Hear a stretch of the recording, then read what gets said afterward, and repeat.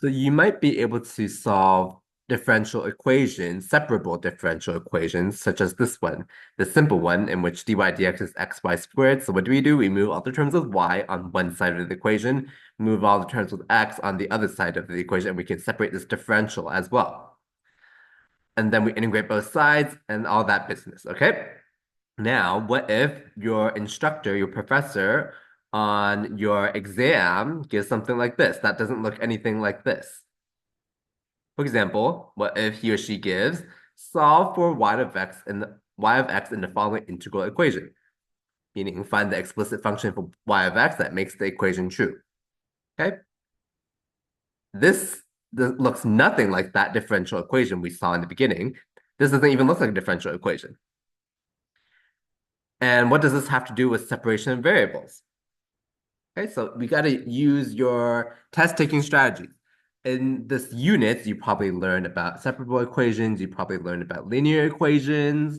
So in a typical calculus 2 class, you might just learn those two techniques. So it has to be one of those two. Which technique is it here? And why is there integral here? Maybe we need to get rid of it in order to make it a differential equation. Okay, so you got to be thinking of all these things. And you got to think of what happened in previous units as well. Like when there's a limit of x in the there's an x in the limits of integration. Maybe from past problems, we often did fundamental theory of calculus. Maybe we need to use that here as well. Okay, you gotta start being able to critically think. Okay, just because you haven't seen this problem before doesn't mean you don't know how to do it. You actually do know how to do it. You just gotta think a little more. And this is how professors differentiate who gets the A on the exam versus who gets the B and the C. Okay, if they only assess problems, very similar problems to the homework and lecture, everyone can get an A. They want to differentiate who's the higher performing students by throwing a new type of problem or one that you've never seen, and you need to be able to dissect it, figure out what it's trying to assess and all that. So this is trying to, if this is in your differential equation unit, it has to be a differential equation that you know how to solve. So what do we do?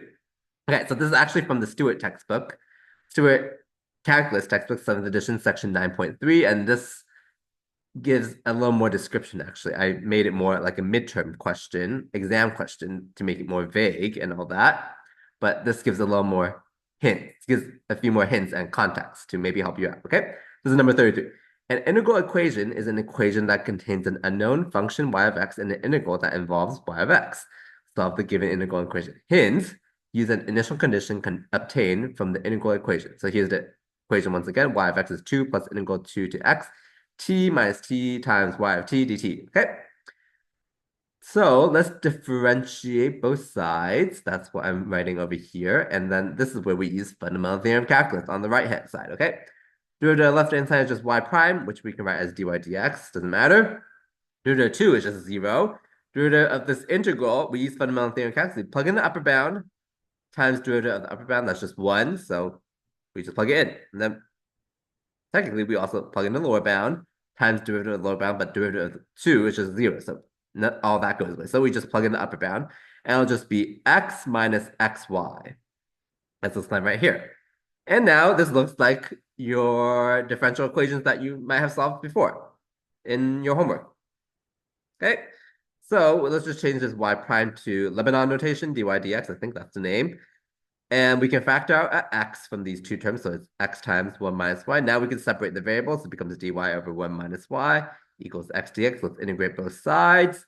Left-hand side becomes negative ln of absolute value 1 minus y. The right-hand side becomes x squared over 2 plus c. We can multiply both sides by negative 1. So I didn't write minus c here because it's still some constant. So I just wrote plus c again. I don't know how picky your instructor or grader is. If you need to write it as plus K, some new letter, then please do that. Or if you need as minus C, then please do that. But it's still some constant, so plus C is totally fine as well. All right. And then exponentiate both sides. So 1 minus y equals, technically it's e to this guy, but we can use properties of exponents to write as e to the minus x squared over 2 times e to the c. E to c is just some constant, so again, just c. All right. And then we just solve for y, so y equals 1 plus c e to the minus x squared over 2 again. If you rearrange the terms, it'll be a minus c, but then again, c is some constant, so plus c is fine. All right. Now, what initial condition can we use?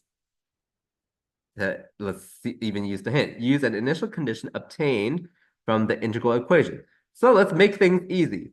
If we choose x equals 2, the integral from 2 to 2 of who cares what this is, as long as it's defined everywhere, we're assuming it's continuous everywhere, right? It's going to be 0. It's no area, right? So 2 plus 0 is 2. So y of 2 is 2. We're going to use that as the initial condition. Okay?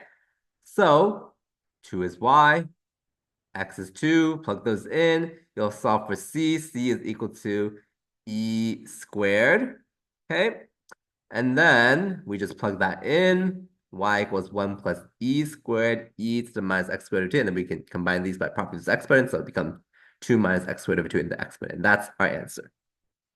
Okay, so this problem, you just really needed one extra step, but it looks intimidating because there's an integral here, and this is not like any of those typical differential equation problems you might have done, like, again, this one, or maybe even this one, something like that. These are all separable equations where it looks, there's derivatives right there already.